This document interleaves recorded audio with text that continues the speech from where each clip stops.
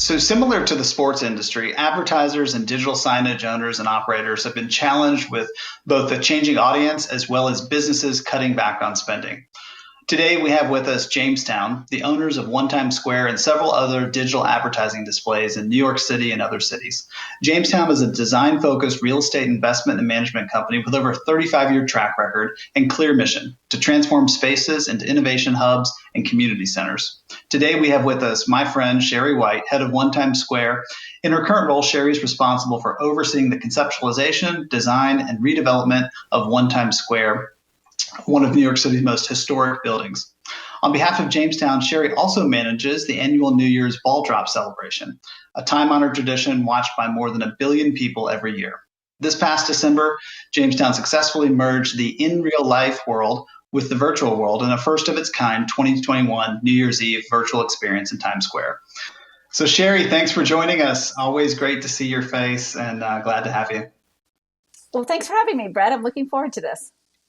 Yeah, so I just talked a little bit about the history of the building. The building's over 100 years old, and you have taken me numerous times up the elevators. I forgot how many floors it is, up the stairs through the fire escape, all the little secret doors, and then stood up on the roof. You've had me climb the scaffolding up by the ball, and there's tremendous views. I will tell the audience that it's usually very windy and very cold and somewhat terrifying. But it is quite an experience. And through that, I've learned a lot about the building. I would imagine a lot of people haven't had that experience. Could you tell us a little bit more about the history of the building that I just alluded to? Sure. So you can see on the screen, the picture on the left is actually the picture of the building that was originally built in 1904 by the New York Times. It was built in Times Square for their headquarters. And when it was built there, it actually was called Longacre Square at the time. And when the Times moved there, they changed the name to Times Square. And what you're seeing on the right is actually a picture of how it sort of looks today. But the building was rebuilt in the 1960s. And so that beautiful limestone facade that you can see on the left side was completely stripped down. And what you have there today is basically an armature for signage. The building is pretty much empty other than Walgreens at the base of it and the signs on the outside of the building. So let's talk about the signs on the outside of the building. Good segue. We first met in 2018. You got in touch with Samsung. Can you talk to us a little bit about what happened after Jamestown and Samsung got together? Sure, yeah. So 2018, the signs had reached the end of their useful life. At the building, the LED signs, and that's what you're seeing right now, the front face of the building, and with the whale on it in the blue, and all of those signs were rebuilt. And the bottom sign, which you can see most of the whale on, is about 200 feet tall. Before it was 3 signs, and in its life was 4 and 5 signs, but it's 200 feet tall. So that was one of the biggest changes in rebuilding the sign. Great. So Sherry, when I tell people, when I tell my friends that I know the person responsible for the New Year's Eve ball drop, the question I think that they ask most, or that people are probably wondering, is, okay, 2020 COVID hits. What happens? What was the moment like when you found out and your team found out that there weren't going to be people in Times Square for New Year's? Like, when did you find out? What did you think? What was your thought process in terms of how you pivot? Yeah, so it was around May when the city decided that they were going to announce on Macy's behalf, without Macy's knowledge, that there were not going to be any July 4th fireworks. So you can see the picture on the screen there. We actually, that's actually the candle, but we ran, fireworks for Macy's here. And in May, we decided, oh my God, what if the city announces on our behalf, without our knowledge, that there was not going to be a New Year's Eve? And so we set about coming up with an idea of what to do if there was not, on an extreme case, anybody allowed in Times Square. So none of the networks, none of the cameras, et cetera. So that's when we sort of took it upon ourselves to kind of create what we call a virtual Times Square and a virtual New Year's Eve to bring it to people at home. Great. So when you have this idea for virtual Times Square, When you think about it, what were as you go to design it, what were the things that were most important to you about this design of something that had never been done before? Yeah, so I think the most important thing really was to reach as many people as possible around the world, and specifically, even sort of in this time zone. If nobody was allowed in Times Square, how do we best bring Times Square to the people? And so we had set about, sort of creating exactly what Times Square really looks like in the virtual world and giving everybody an avatar so that you could enter. One of the biggest points for us was that it be free and that it be available to everybody and that it be easily accessible on any device. And so that's why we built it. It was a monstrous task, but we ended up doing it. We had a few glitches, which we won't talk about, but it was, really built for PC. It was built for mobile. It was built for your TV at home. And, we also gamified it. And so the best way to go about sort of describing what we did was to let you see this video that we have for you today.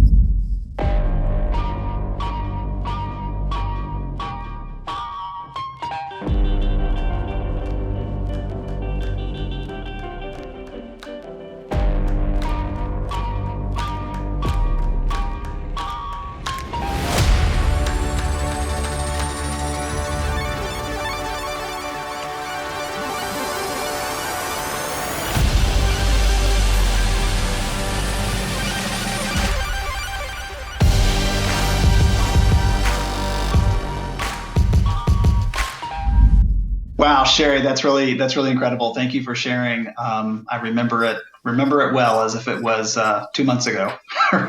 um, Me too. so,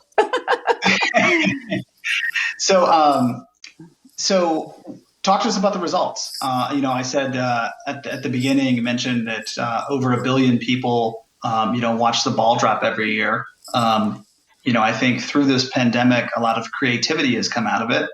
This is a perfect example. What were the results like? Yeah, so significantly higher than usual, but we had engagement of almost 3 billion people from an impressions perspective. And then we also had, almost 300 articles written. We had significant advertising. I think without having the virtual components, some of the advertising that we did on the signs wouldn't have been possible. So quite a bit of engagement, frankly. That's really good to hear. That's really good to hear. We were energized to be a part of it. Did you ever think that in the pandemic you would learn as much about avatars as you did? Oh my God, no. And you know what? I have to go build a building now, which is maybe the segue into the rest of the conversation. But yeah, it was a big feat. It was a lot to do. And we had a responsibility, frankly, to kind of bring New Year's Eve to everybody in a safe way and to keep them home. And the state and the city were very appreciative of what we did, and we're proud of it. And now we're on to the next thing. So you should be. Can you talk before we move on to the next thing? Can you talk? We talked about the virtual part. Can you talk about the IRL, the in real life, and what happened? Because most people weren't able to be there. Yeah, so actually, in real life, we did have the performances. So there was still the music. We still built the stages. We had very small pods to safely, allow some of the frontline workers to who were invited to, be a part of the program. So there was not a zero audience component. And, so in some ways, what you saw probably on TV was almost exactly the same, less a little bit of the audience. And we still had the ball drop celebration. So the in real life was still there. It didn't rain and it didn't snow. So we actually got something great. We had nice weather. I think God gave us a break on that one. Well, Sherry, this is really incredible. I mean, I think the iconic nature of this building, going from limestone, going from displays outside with 2D images, the pandemic hitting, shifting to a virtual and in real life world. What's next as you look to 2023 and beyond? Yeah, so for us, we're going to redevelop the building to allow everybody to come inside. And with that is going to come a lot more of the blending of the virtual and the real life, right? So, you're going to be allowed to touch and feel things, but you're also going to be allowed to sort of see more of the virtual world sort of coming to life in the real world. There's a lot coming that we don't even know what that will be by the time we open, but we're planning for all of that. Great. Can you talk to us a little bit about some of the timing of what that looks like? As I know a lot of people are sitting at home and they can't wait to get back out to the square or now see some of the things you're showing. Can you talk to us a little bit about what that timeline looks like? Yeah. So for us, we're ready to start construction. It's about a 26-month job. We open in early 2023. It's possible that we're open for the 12/31/2022 New Year's Eve inside the building.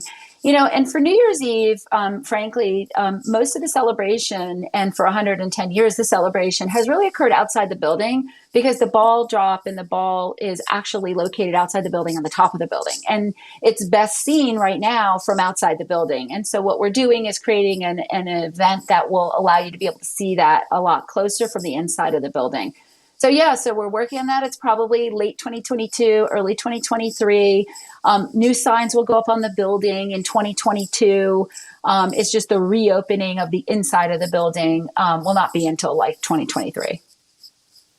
Great. Well, Sherry, we thank you for your partnership. We are, on behalf of Samsung, we're excited about the future and really want to thank Jamestown for what you guys did during the pandemic in terms of with the displays and really providing an international ray of hope for everybody to look to. So thank you very much for both the time and for your role during this pandemic. Well, thank you. And I'd like to thank Samsung because without you guys and without the signs at the top, there wouldn't be a countdown. We'd all be counting to ourselves, but nobody would be telling us what the number actually is. And the Happy New Year and all the celebration that happens at 1 second after midnight. So thank you all for your participation with us. Thanks, Sherry.